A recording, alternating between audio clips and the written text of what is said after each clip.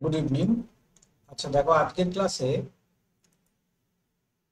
Once complement পদ্ধতিতে বিয়োগ করা, বাইনারি বিয়োগ করা শেখাবো। তো দেখো, আমি দুটো সংখ্যা অলরেডি নিয়ে নিয়েছি। তো পদ্ধতিটা আমি বলছি, পরপর ফলো করো। প্রথম কাজ হচ্ছে দুটো ডিজিটকে সমান ডিজিটে নিয়ে যেতে হবে, দুটো সংখ্যাকে। তো ওপরেরটা একটা ডিজিট বেশি আছে, আমাকে সমান সংখ্যায় নিয়ে যেতে গেলে নিচের সংখ্যাটাতে একটা বাঁ দিকে শূন্য আমি অ্যাড, বুঝতে পেরেছো? তো আমি এই বাঁ দিকে একটা শূন্য অ্যাড করলাম। আচ্ছা, এবার দেখো দুটো ডিজিট, মানে দুটো সংখ্যা সমান ডিজিটের হয়ে গেল। এটা হচ্ছে আমার 1 নম্বর স্টেপ। আচ্ছা, নেক্সট স্টেপ হচ্ছে নিচের যে সংখ্যাটা আছে এইটা, এই সংখ্যাটার আমি ওয়ান্স কমপ্লিমেন্ট বের করব। ঠিক আছে, করে এখানে নিচেই লিখব। দুটো অ্যারো দিয়ে করছি যাতে তোমাদের বুঝতে সুবিধে হয়, সেই জন্য। আচ্ছা, এখানে আমি কি বের করছি? উত্তর হচ্ছে ওয়ান্স কমপ্লিমেন্ট।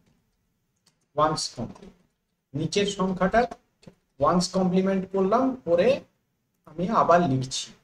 সংখ্যাটা কত হবে? 1 আর 0 উল্টে যাবে, কত হবে? 1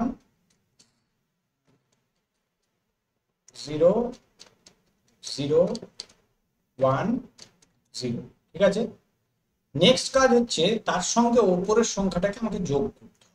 এক্ষেত্রে এই কমপ্লিমেন্টটা আর উপরের সংখ্যাটা একই এসেছে, কিন্তু এরকম নাও হতে পারে। এমনও হতে পারে যে উপরের সংখ্যাটা আলাদা এলো আর কমপ্লিমেন্ট যেটা এলো সেটা আলাদা, এটাও হতে পারে। তো এইবার আমি কি করব, এর সঙ্গে উপরের সংখ্যাটাকে জাস্ট যোগ করব। কিরকম যোগ? না, বাইনারি যোগ।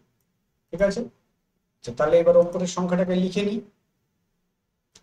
একইভাবে লিখবো, প্রথমে 1, তারপর সরি 0 0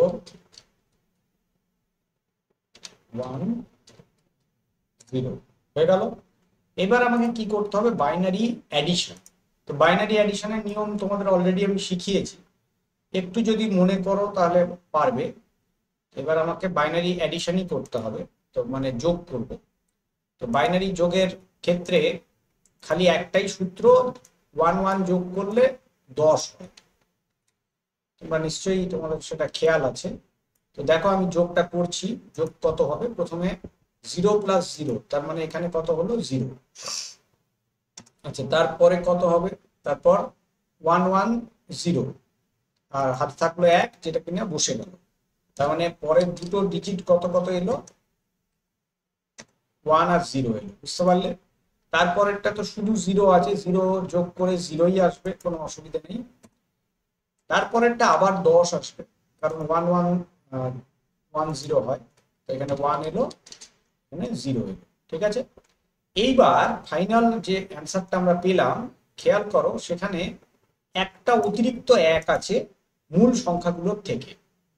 এই যে অতিরিক্ত একটা, নিয়ম হচ্ছে সেই অতিরিক্ত একটাকে সংখ্যার ডান দিকে নিয়ে গিয়ে বাকি সংখ্যার সঙ্গে যোগ করা। তার মানে এই একটাকে এইখানে নিয়ে চলে যাব, নিয়ে গিয়ে এই ডান দিকে আমি ওই একটাকে লিখে দেবো, দিয়ে ওটাকে আমি বাকি সংখ্যার সঙ্গে যোগ করে দেবো। এবার যেটা যোগফল আসবে সেটাই হবে আমার ফাইনাল রেজাল্ট। ঠিক আছে, তো এবার দেখো যোগফলের রেজাল্টটা কত আসছে একটু খেয়াল করো। এখানে দেখো 1 0 1 আসছে, 1 0 1।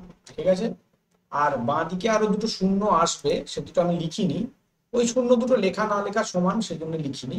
ইচ্ছে করলে তোমরা লিখতে পারো, এদিকে দুটো শূন্য অ্যাড করতেই পারো, কোনো অসুবিধা নেই। কিন্তু যে কোনো সংখ্যা মানে সিস্টেমেই লেফট হ্যান্ড সাইডে যে শূন্যগুলো থাকে সেগুলো কোনো ভ্যালু নেই, সেজন্য ওটা আমাদের কোনো কাজে লাগবে না। ফাইনাল অ্যান্সার হচ্ছে 1 0 1, বুঝতে পারলে? তাহলে কি কি স্টেপ ফলো করলাম?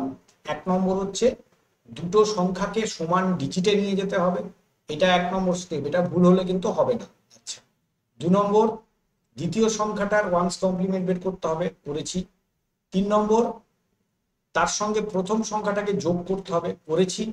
করার পর যে অতিরিক্ত একটা আসবে সেটাকে যে কোনো মানে পুরো সংখ্যাটা ডান দিকে নিয়ে গিয়ে বাকি সংখ্যার সঙ্গে যোগ করতে হবে। ঠিক আছে।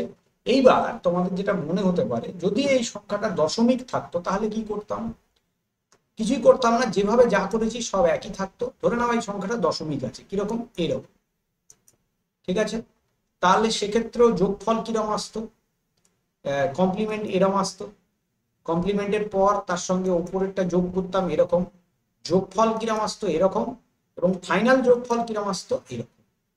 বুঝতে পেরেছো? তার জন্য আমাকে আলাদা অঙ্ক করেও দেখাবার প্রয়োজন নেই, এরকম ভাবেই আমাদের উত্তর আছে। ঠিক আছে, কাজেই দশমিক সংখ্যা হলে যে আলাদা হবে তা নয়, দশমিক সংখ্যা হলেও একই হবে। আর ওই ওয়ানটা, এক্সট্রা ওয়ানটা একদম ডান দিকে গিয়ে যোগ হয়, এটা খেয়াল। ঠিক আছে, এই হচ্ছে ওয়ান্স কমপ্লিমেন্ট পদ্ধতিতে বাইনারি সংখ্যা বিয়োগ করার নিয়ম। এবার কম্পিউটারের ক্ষেত্রে কি হয়, এই কমপ্লিমেন্ট পদ্ধতি ব্যবহার করলে সহজে, মানে কম্পিউটার কি করে, সহজে বিয়োগটা করতে পারে। যে কোনো সংখ্যার কমপ্লিমেন্ট নির্ণয় করা কম্পিউটারের কাছে সহজ, সেই জন্য এই পদ্ধতিটা ব্যবহার। ঠিক আছে, আমি আগামী দিন মানে পরের ক্লাসে কি করাবো, টুস কমপ্লিমেন্ট পদ্ধতিতে বাইনারি বিয়োগটা শেখাবো।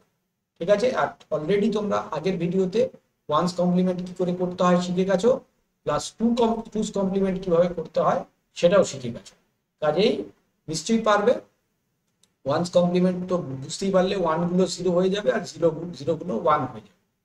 টুস কমপ্লিমেন্ট পদ্ধতিটা হচ্ছে, আমি পরের ভিডিওতে বলবো, আজকে আর বলছি না।